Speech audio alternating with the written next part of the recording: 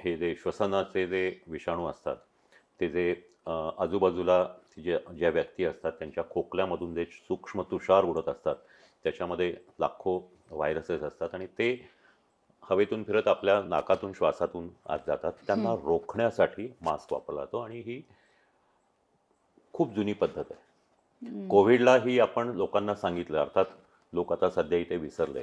हं, हं, हं. त्याच्या आधी 2009 मध्ये ज्यावेळेला स्वाईन फ्लू आला होता तेव्हाही सर्वांना सांगितलं होतं की तुम्ही मास्क वापरा. हं. हां, पण सुदैवाने ती साथ फार दिवस टिकली नाही. पण तेव्हाही हे सांगितलं होतं. हं, हं. आणि केवळ 2019 किंवा 2020चा हं. कोविड किंवा 2009चा स्वाईन फ्लू एवढंच नव्हे, तर 1918-19 साली हं, हं, हं. अमेरिकेमध्ये इन्फ्लुएन्झाची मोठी साथ आली होती. हं. त्या इन्फ्लुएन्झाच्या साथीत सुद्धा आता आपण कोविडमध्ये पाहिलं तसं मास्क वापरा तशा तशा त्याच्या लोकांचे जे जनजागृतीच्या मोहिमा होत्या त्यामध्ये हे केलेलं. तर थोडक्यामध्ये मास्क हा वापरलाच पाहिजे.